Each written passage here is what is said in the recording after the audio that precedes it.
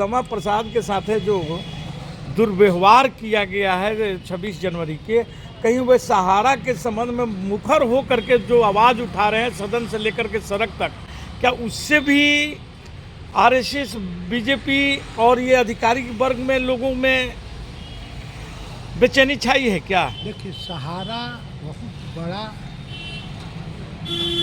आपका कंपनी है, उसके विरुद्ध आप देखा होगा कि पिछले दिनों झारखंड के डीजीपी जब सहारा के मैनेजरों को कार्यालय खोलने का अनुमति नहीं दी तो उनके मनोनयन पर भी जो है प्रश्न चिन्ह बीजेपी के प्रदेश अध्यक्ष बाबूलाल मरांडी जी जो उठाया। तो ये सहारा के लोगों को किसी न किसी रूप में प्रोटेक्शन देने का काम वर्तमान केंद्र सरकार कर रही है, और इसमें भी इनके मुखिया जो अमित शाह जो गृह मंत्री हैं, उनका सहारा के साथ कहीं न कहीं तार जुड़ा हुआ है, और वो चाहते हैं कि निवेशकों का पैसा नहीं मिले और हम निवेशकों के बदले में जो पैसा है उसका जो है अपना पार्टी फंड में रख करके मजा उड़ाएं। और इसी कड़ी में हम सुदामा प्रसाद जी भी सहारा के लिए मुखर रहे हैं, मेंबर ऑफ पार्लियामेंट है। तो हो सकता है कि डीएम के माध्यम से इनको इंसल्ट करने के लिए सहारा आरएसएस मानसिकता के तत्कालीन डीएम आरा का उपयोग कर सकता है। जहाँ जहाँ भारतीय जनता पार्टी की सरकार है, गठबंधन की बीजेपी की सरकार है, वहाँ वहाँ इन्हें पोस्टिंग किया गया है। इसी कड़ी में सुदामा प्रसाद जैसे माले के विधायक जो इंडिया गठबंधन के हमारे सहयोगी हैं, उनको जो है झंडोत्तोलन के उपरांत जो है वहाँ का जिला अधिकारी जिसको संविधान का ज्ञान नहीं है कि संसद सदस्य जो है वो पार्लियामेंट का मेंबर है, उनको साथ जो दुर्व्यवहार किया है तो सीधी संविधान का अनुच्छेद का जो है उल्लंघन करने का काम किया। मनमोहन सिंह कभी भी जो न झुके, न जो कहते थे वो करते थे, जो करते थे वही कहते थे, पर चरितार्थ होकर के उन्होंने अमेरिका, रशिया, पूरे विश्व मंदी में भी भारत को जो है उन्होंने आर्थिक रूप से मंदी नहीं होने दिया। यूपीए 1 और 2 की जो सरकार है उससे भी जो है प्रधानमंत्री को सीखने की जरूरत है। कि बाबू अभी एक आरा में घटना घटी है 26 जनवरी को, वहाँ पर झंडोत्तोलन के दिन एक सांसद को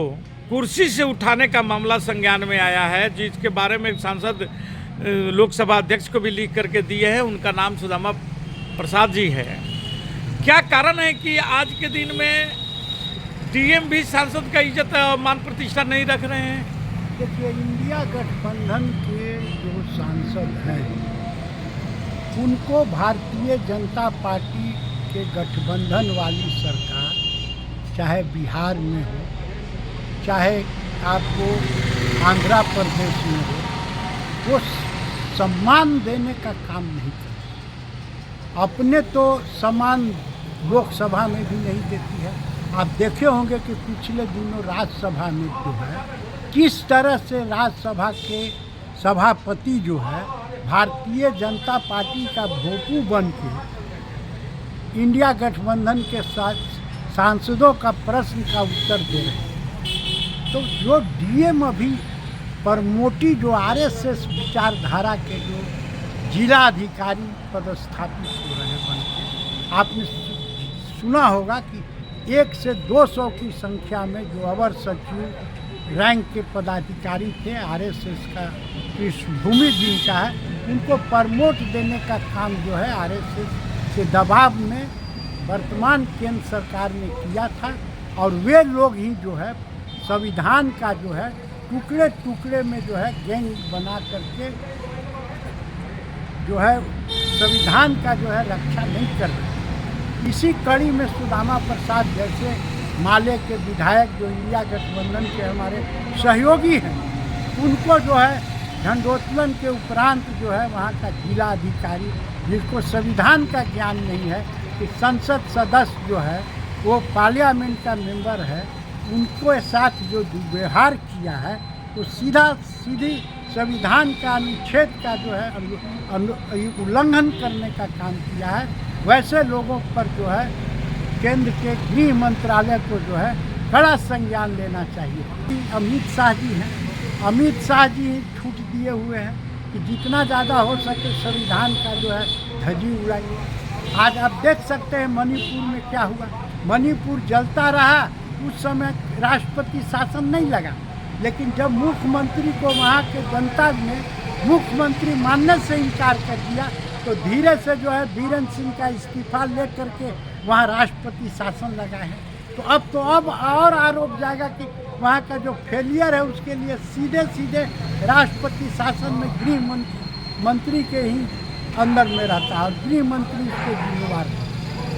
तो सुदामा प्रसाद जी के साथ जो घटना घटी है, इसका हम लोग कड़ी शब्दों में भर्त्सना करते हैं और केंद्र सरकार से विशेष करके गृह विभाग से मांग करते हैं कि वैसे जिला अधिकारी जो संविधान का रक्षा नहीं करता है, संविधान के भावना के साथ खिलवाड़ करता है, उन पर कड़ी से कड़ी कार्रवाई करे। अन्यथा इंडिया गठबंधन के सांसद जो है प्रिविलेज वैसे अधिकारी के खिलाफ संसद में लाने का काम करें। ये जो आरएसएस और भाजपा के बारे में जो ब्लेम लगता है सर, विपक्षी पार्टियां लगाता है कि ये लोग संविधान को खत्म कर देना चाहता है, क्या उसी कड़ी में ये अधिकारी लोग भी कार्य कर रहे हैं क्या? निश्चित तौर पर ये अधिकारी बेलगाम हैं, मनबड़ू हैं, इसलिए कि ये योग्य नहीं हैं।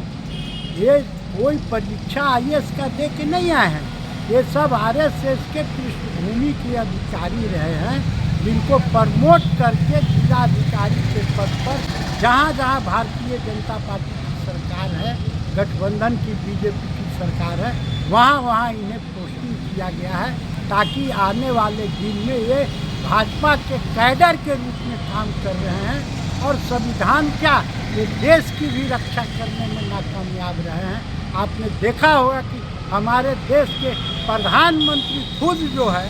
अमेरिका गए और अमेरिका जाकर के उन्होंने जो हमारे अप्रवासी भारतीय हैं उनके बारे में एक शब्द नहीं बोला उन्होंने। जिस तरह से अपमानित करके ट्रम्प सरकार ने भारतीय मूल के लोगों को भेजा है, उस पर उन्होंने कहीं से भी कोई प्रश्न नहीं किया। और दूसरा खेप भी जो है ट्रम्प फिर भेजने जा रहा है, और उसके बाद भी वो कहते कि ट्रम्प से इनका सफल वार्ता है। राहुल गांधी जब संसद में उठाते हैं तो बोलते हैं कि राहुल गांधी जो है जानते नहीं हैं, तो देश में राहुल गांधी को बोलते हैं तो बोलते हैं कि भारत का अपमान कर रहे हैं, और जब विदेश जाकर के बोलते हैं तो लोग कहता है कि विदेश में जो है भारत की छवि खराब करे। तो राहुल गांधी प्रतिपक्ष के नेता जनता के अदालत में ही बात को बोलेंगे, जनता के अदालत में उनकी बात जाएगी, जनता निर्णय लेगी। और हम लोग सड़क से लेकर संसद तक ये जो संविधान के रक्षा के लिए हम लोगों ने पिछली बार देखा होगा, अपने पूरे देश में हम लोग ने जो है संविधान रक्षा दिवस के रूप में मनाया, और इसके लिए सड़क पर उतर करके हम लोग ने प्रदर्शन किया। अंबेडकर जी का नाम लेकर के हम लोग पखवाड़ा तक जो है आंदोलन किया, और आने वाले दिन में भी संविधान के रक्षा के लिए कांग्रेस पार्टी कृत संकल्पित। ऐसा भी अखबार में और मीडिया चैनलों पर दिखाया जा रहा है कि मोदी जी विदेश जा कर के, अमेरिका में जा कर के देश का नाक कटवा दिए हैं सर। क्या वहाँ पर जो टैरिफ लागू कराया गया है, क्योंकि वो एक तरफ उनसे वार्ता चल रहा था, दूसरी तरफ अमेरिका टैरिफ लागू कर रहा था, और उस पर कोई बात नहीं करना, ना यहाँ का मीडिया कर उस बात को दिखा रहा है, नहीं संसद में उस पर चर्चा किया जा रहा है। ये ऐसा क्या कारण क्या है? देखिए, सबसे बड़ी बात है कि ट्रम्प टैरिफ से बहुत ज़्यादा घाटा होने जा रहा है भारत को। सरकार जब शपथ ग्रहण करने जा रही है तो इन्होंने अपने विदेश मंत्री को ट्रम्प जी के पास भेजा था कि मोदी जी को निमंत्रण दे, लेकिन इनके प्रस्ताव को जो है ट्रम्प सरकार ने अस्वीकार किया, और मोदी जी को जो है अपने शपथ ग्रहण समारोह में न्योता नहीं दिया। यहीं से शुरू होता है ट्रम्प का भारत विरोधी रवैया। राहुल गांधी जी हमारे प्रतिपक्ष के नेता जब संसद में बात को उठाएं कि भाई प्रधानमंत्री जी इन्विटेशन के लिए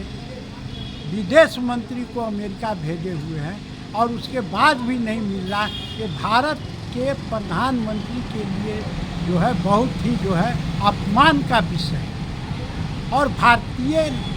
लोगों का भी अपमान है। ट्रम्प कोई होप नहीं है। ट्रम्प सरकार से जो ये अपेक्षाएं करते हैं वो अपेक्षा पर वो ट्रम्प खड़ा नहीं उतरता है। चाहे प्रवासी नागरिक का बात हो, ये गौतम अडानी के बारे में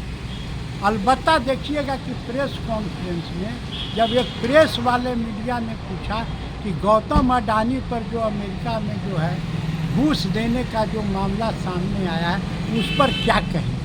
तो उस पर हमारे प्रधानमंत्री जी ने चुप्पी साधते हुए कहा कि ये विदेश का मामला है, हम इस पर कुछ नहीं बोलेंगे। तो समझ जाइए इसी से कि एक्चुअल में ये गौतम अडानी के मामला को रफा दफा करने के लिए अमेरिका में ट्रम्प के यहाँ गए थे और ट्रम्प ने लगता है कि उनकी भावनाओं का कदर नहीं किया है और ये यहाँ पर आनन फानन में अपने बीजेपी आरएस के लोगों से सफल वार्ता का जो है ढोल अपना पीठ खुद थपथपाने का काम प्राइम मिनिस्टर आज के दिन में कर रहे हैं। इसके लिए भारतीय लोगों को जो है इसके लिए मर्माहत होने की ज़रूरत है कि भारत का जो है मान सम्मान अमेरिका हो, रूस हो, चाइना हो, कभी भी यूपीए की सरकार में हमारे मनमोहन सिंह कभी भी जो न झुके न जो कहते थे वो करते थे, जो करते थे वही कहते थे, पर चरितार्थ होकर के उन्होंने अमेरिका, रशिया, पूरे विश्व मंदी में भी भारत को जो है उन्होंने आर्थिक रूप से मंदी नहीं होने दिया। यूपीए 1 और 2 की जो सरकार है उससे भी जो है प्रधानमंत्री को सीखने की ज़रूरत है कि किस तरह से विदेशी कूटनीति मनमोहन सिंह की सरकार में थी, अगर उसको भी मान करके चलेंगे तो निश्चित रूप से प्रधानमंत्री का मान सम्मान बचा रहेगा। बहुत बहुत धन्यवाद सर, आपने हमारे कुछ न्यूज़ को इतना वक्त दिया है।